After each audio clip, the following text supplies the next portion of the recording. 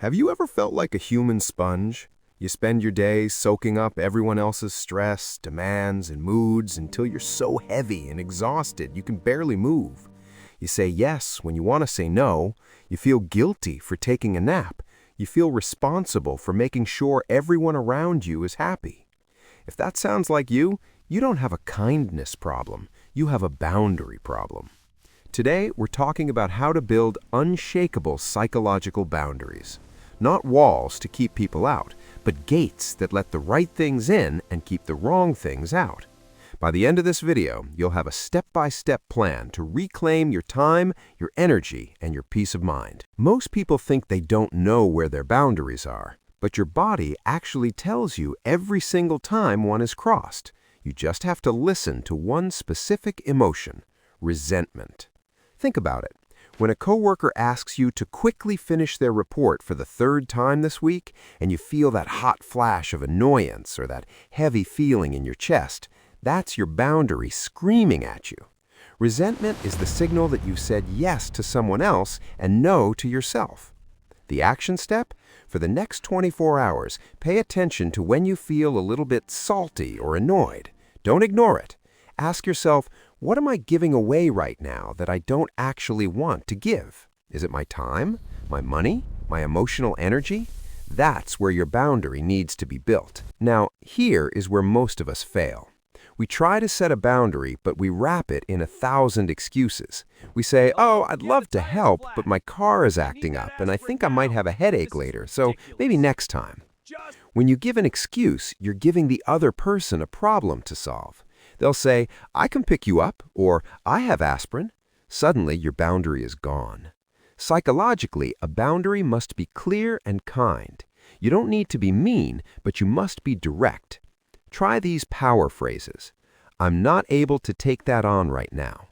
I'm not comfortable sharing that information. I need some alone time today, so I won't be taking any calls. Notice I didn't say I'm sorry. You don't need to apologize for having limits. You're just stating a fact, like saying the sky is blue. This is the hardest part. When you start setting boundaries, people who benefited from you having none will get upset. They might call you selfish or different, and then the guilt hits you. Here's a psychological truth you need to memorize. Guilt is not proof that you did something wrong. It's just proof that you're doing something new. If you've spent 20 years being a people pleaser, setting a boundary is going to feel wrong at first. That's okay.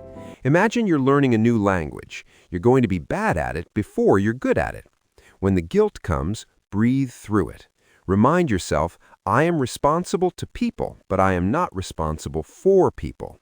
You can care about them without carrying their weight. A boundary is only unshakable if you keep it.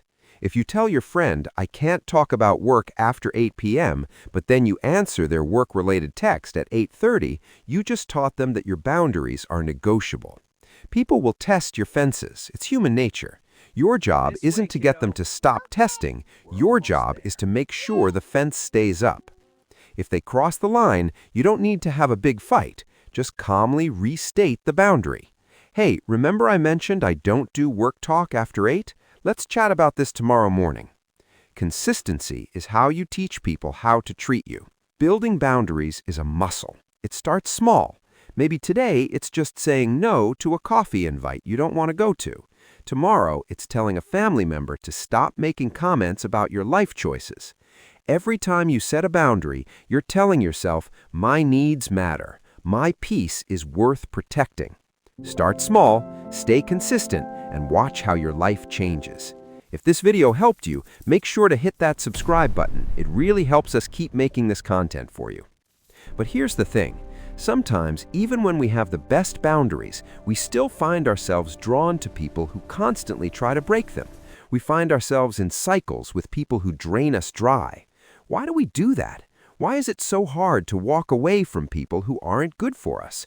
In our next video, we're going deep into the psychology of attraction and patterns. We'll be discussing why you're addicted to toxic people. You won't want to miss that one. I'll see you in the next one.